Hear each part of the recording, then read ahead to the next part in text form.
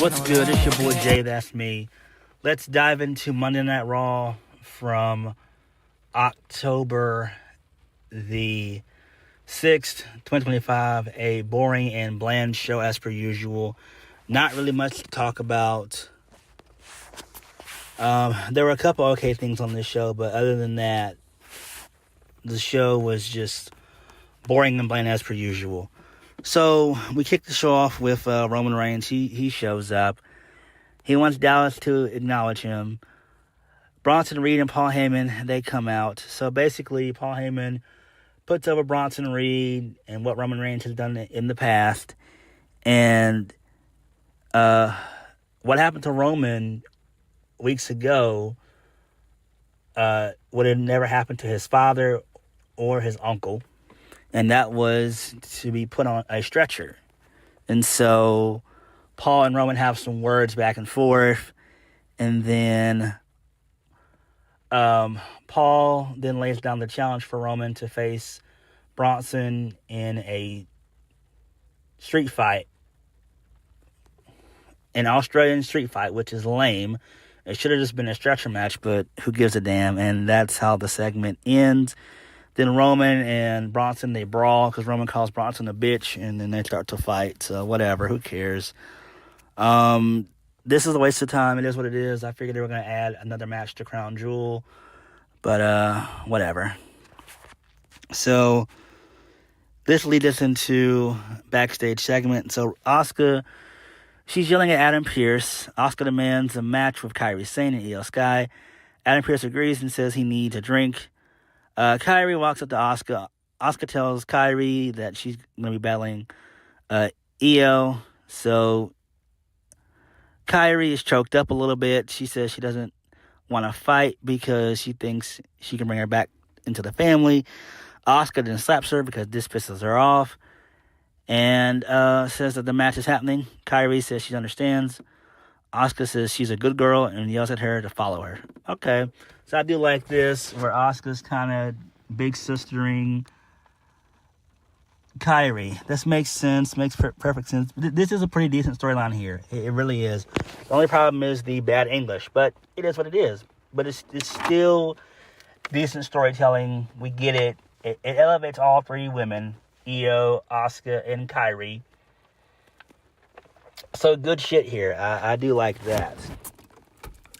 Moving on. This leads us into the first match of the night. Maxine Dupree defeats Becky Lynch via a countout. So this was a very long match. This is about a good 10-15 minute match. Finally, it seems like Triple H and management are starting to see something in Maxine. They gave Maxine a decent bit of time to get herself over. Becky putting over Maxine was the right decision. It does make sense. And this is probably the biggest win of Maxine's career, basically, so far. Because Maxine's been on the main roster for, 3 years, and she's done jack shit. She really has. She has not done anything. But this is fine. It makes sense. Roman is backstage. So the Usos show up. Jimmy says that he can't believe they talked about Sika and Alpha. So Jimmy starts to say that they're going to help, but Jay interjects and says that he's got Roman. Reigns says that Jay isn't holding things down. Who's speaking at the top of the hour? Jay says CM Punk. Roman says, Jay knows what he has to do and walks off. So Roman says to Jimmy that he sees everything. Why is it a problem to take advice from Roman? Okay, that's fine there. It makes sense. Moving on, this leads us into Lyra Valkyria. She's warming up backstage when Bayley asks her to accompany her. So Bayley's in a chipper mood. Lyra agrees. Whatever. This leads us into Lyra Valkyria versus Roxanne Perez. Roxanne Perez defeats Lyra Valkyria. So, via the Pop Rocks, whatever. It's not that important. And then Bayley's pissed off. She shows off a more aggressive side.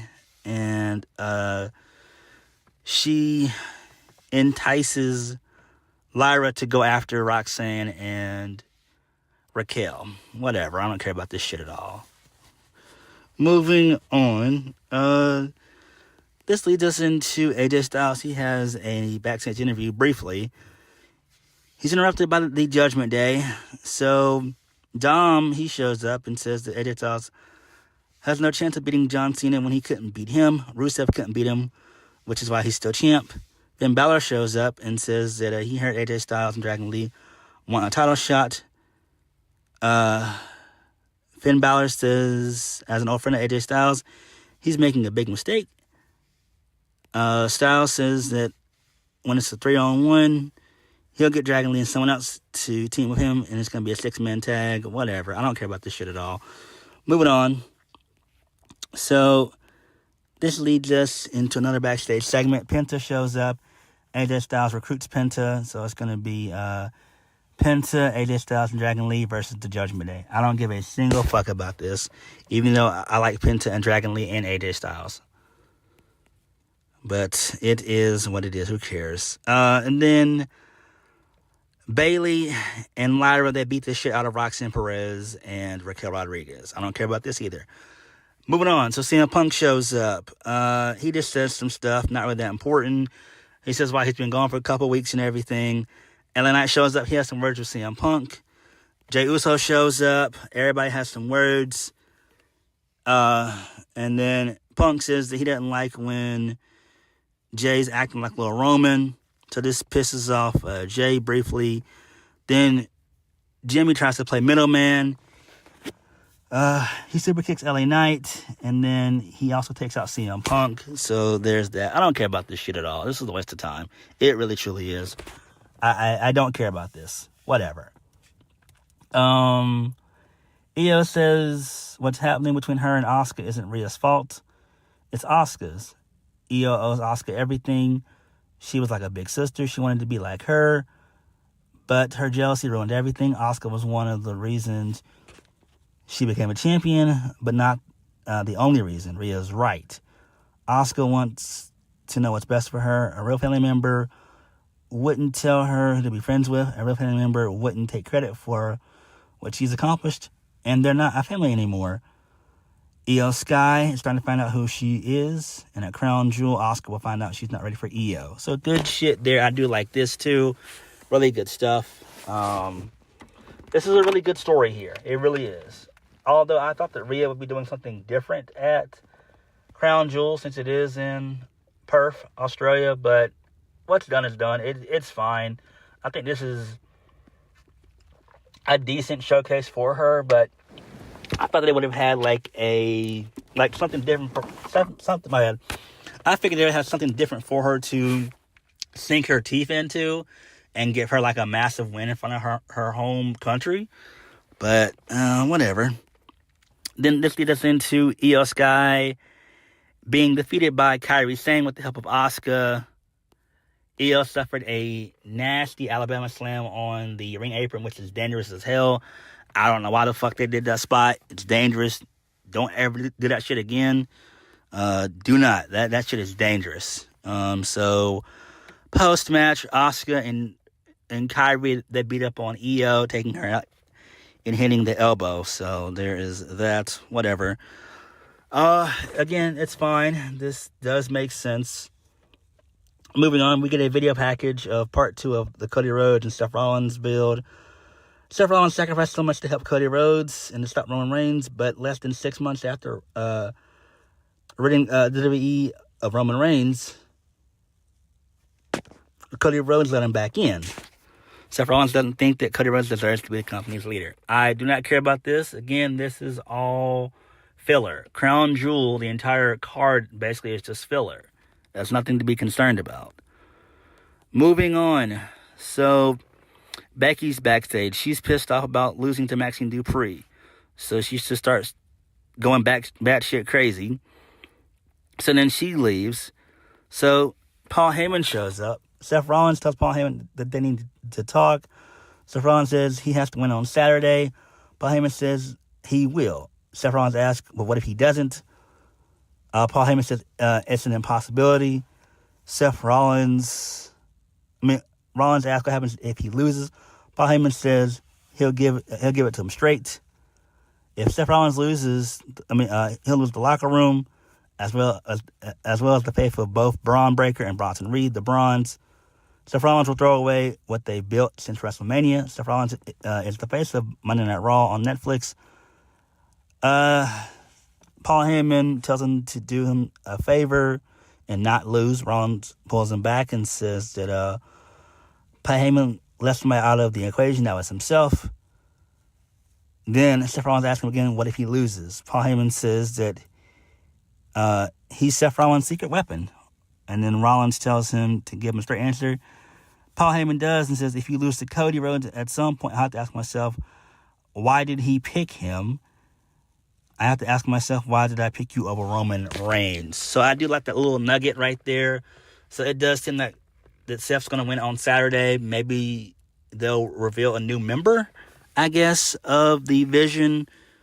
So whatever. Moving on. So Jey is backstage with Roman. He's fired up. Along with Jimmy Uso, my bad. So Jey asks why his brother helped him. He's trying to get the World Heavyweight Championship, but now he's in a tag team match. It's Jimmy protecting CM Punk. Jey says Jimmy better pick his side. Jey walks off. Jimmy says he sees Roman pulling his strings and messing with Jey's head. Jimmy isn't like Roman.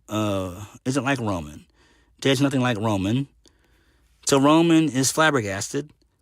Roman Reigns knows that Jey Uso, knows Jimmy isn't hearing him, but he needs to listen. When his brother won the World Heavyweight Championship, he became more like Roman and less like Jimmy. If Jimmy wants to help his brother, sometimes he needs to get out of his own way. And then Roman walks off, and then Jimmy throws his hat down. Okay, this makes perfect sense here. Good stuff, I guess. Moving on.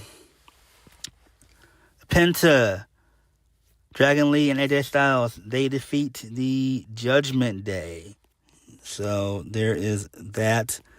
I don't care about that. And basically, AJ gets on the mic and says that him and John Cena don't need a story. It writes itself.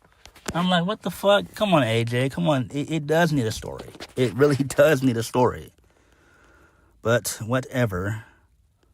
So CM Punk has some words with LA Knight before their tag match. Punk says he doesn't want this match because it doesn't get him closer to the World Heavyweight Championship. LA Knight says neither of them wants this match, but they got to do it. LA Knight tells CM Punk not to get pinned, and then he walks off. Main event of the evening, CM Punk and LA Knight defeat the Usos, one of the best tag teams in modern wrestling, and LA Knight got the win. Whatever. So LA Knight got a win because CM Punk hit a GTS onto Jey Uso, and LA Knight blindly tagged himself in, and that's how he won. So there is that. CM Punk is pissed off. It seems like they might turn LA Knight heel, but I doubt it. He could have aligned himself with the Vision. They're not going to have Jimmy turn on Jey. I think they're going to give Jey a more aggressive side and everything else, like kind of how he was with Gunther later stages.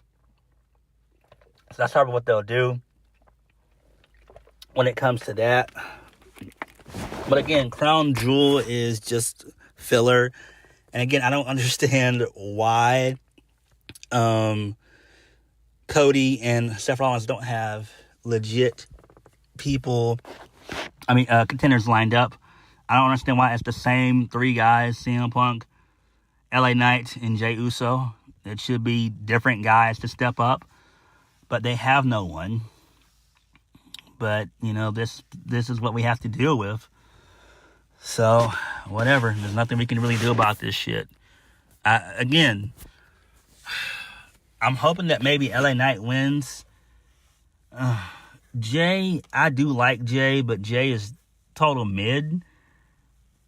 And we've already seen CM Punk be World Heavyweight Champion. Like, we don't need to really relive that. He doesn't need to have a long-term reign as champion. He just does not, So, I don't know. But whatever they decide to do is fine at this point.